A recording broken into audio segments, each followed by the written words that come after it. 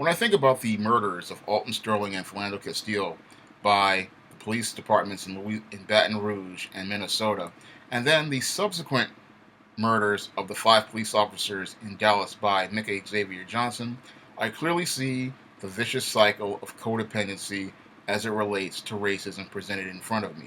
When you look at all of the murders from a panoramic perspective, you can clearly see the codependent cycle that had started as a result of the homicide of Alton Sterling and Philando Castile right in front of you. Because when you understand what a codependent relationship it is, you understand that in a codependent relationship, one person has more power over another person. And moreover, when it comes down to codependent relationships, there are two key players in a codependent relationship. One person is the victim, and the other person is the abuser. However, what a lot of people don't understand is in a codependent relationship, those roles are not usually static. And depending upon the situation, these roles can change. And we saw this start out with the murders of Alton Sterling and Philando Castile. Here we saw some police officers who clearly looks like they were using excessive force on Alton Sterling, which was the abuse on the victim. And as a result of Alton Sterling becoming the victim of this abuse, black people reacted by going out to march and protest. And they went out across the country and even in other parts of the world, marching and protesting what they clearly believed to be an injustice perpetrated against both Alton Sterling and Philando Castile. And while a lot of people were upset about it, what happened was we had your Mick Xavier Johnson, who felt he couldn't get justice from this abuse of police power. So he got frustrated thinking that he could not get any recourse from the courts and the justice system. And what he did was he went out here with a rifle and then went to this Black Lives Matter rally and then went out to murder police officers. Unfortunately, what your Mick Xavier Johnson didn't know what he was doing was he was pretty much making it where it wouldn't be possible to get justice for men like your Alton Sterling and Philando Castile. This is the whole irony of the whole codependent situation. Because when in that case, when he did that, he changed the relationship. And instead of people seeing black men as being abused by white police officers, what happened was we now have white police officers saying that they are being abused by black men. And that's how quickly the roles can change in a codependent relationship. Because in a codependent relationship, what happens is these two parties are jockeying for the position of the victim. Because in their minds, the position of the victim is a position of power. And they use that position of power to get the attention of the public and to control the narrative of the public. And when your Mick Xavier Johnson acted out, what he did was he changed the narrative from being a dialogue about dealing with out of control and corrupt police officers to a dialogue about race and policing.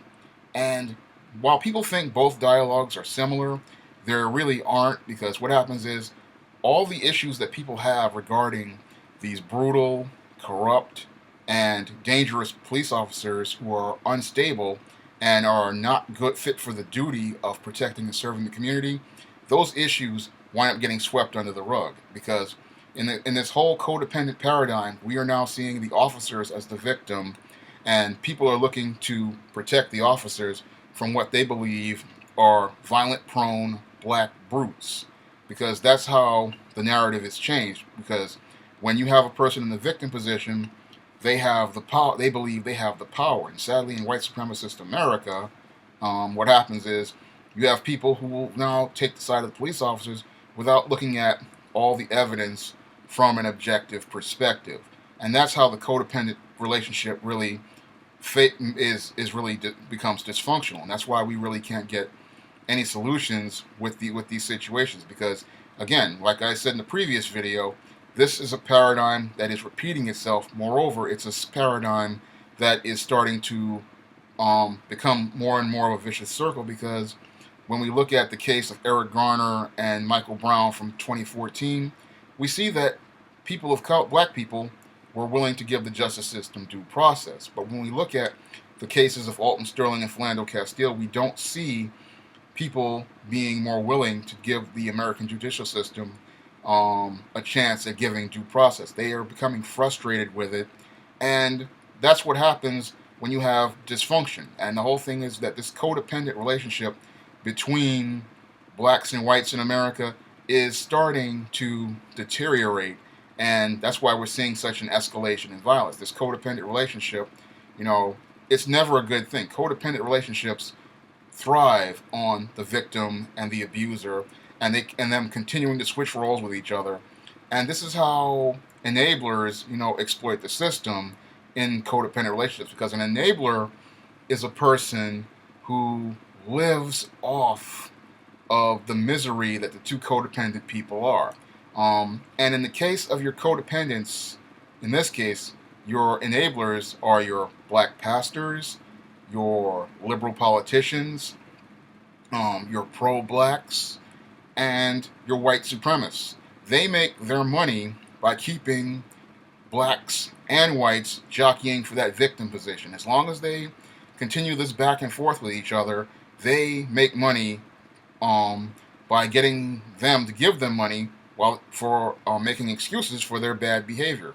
In an interdependent situation, we would be looking at both sides taking responsibility for their part in the matter, and then looking towards working towards a constructive solution that benefits everyone. But when you have a codependent relationship, you have the victim and the abuser jockeying for that attention, going back and forth with each other, and then no real solutions taken, made, or really proposed. And then the cycle starts all over again, while the enablers continue to make money off the top at the expense of of both communities. That's what happens in codependent relationships, because that's what happens when you have the alcoholic or the drug addict, and really the best case is the battered wife. What happens is the husband gets angry, he beats up his wife, he gives her an apology gift, then she yells at him, and then he goes back to being the victim, and it becomes a vicious circle. Instead of there being a conclusion, all it does is turn into a downward spiral until eventually one of the partners hits a rock bottom where either one partner is murdered or the other partner dies or kills themselves. That's the only way the paradigm ends, and that's what they call a rock bottom. But when I look at race in America, again, I clearly see that codependent paradigm that transpired last week with the murders of Alton Sterling, Philando Castile, and then the 5 murders in Dallas. And what happened was, instead of people looking at the injustice that happened in both of those cases that was clearly presented in video, now the whole narrative has been changed thanks to the actions of your mentally unstable Mick Xavier Johnson. And now everybody's talking about how we need to protect cops, how we need to support cops. And yes, we need to support good police officers, but we need to have solutions to deal with unprofessional police officers who are acting or brutalizing people, and police officers who are abusing their power. And that whole part of the dialogue is not being discussed. When you look at the mainstream media, it is making the police officer to be the victim, when in the cases of your Alton Sterling and Philando Castile, it's clear that they were abusers, just like they were in the case of your Eric Garner. But because of that lone individual here in New York who came all the way from Philadelphia and murdered officers Rafael Ramos and Wen Jian Liu, we never got to see any sort of constructive action taken, and the situation continues to escalate and deteriorate on a nationwide level, because that's what happens in codependent situations. Because many codependent people, they really are not about solutions, because they live for the problem. They need the problem. And the enablers around them need the problem, because that's how these guys get their needs met. As long as the problem is there, these guys, the victim, the abuser, and the enabler, all have a way of getting their needs met.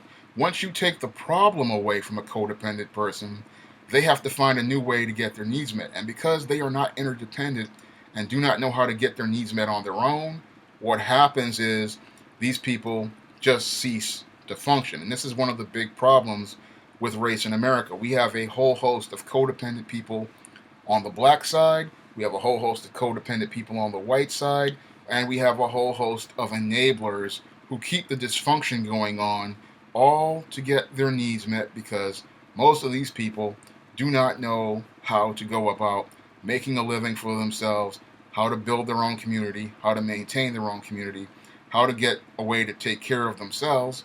They make most of their living by exploiting the misery and keeping the black community and the white community both dysfunctional and keeping them miserable and keeping them headed on this downward spiral, which eventually is going to lead to America pretty much hitting a rock bottom that it may never be able to recover from.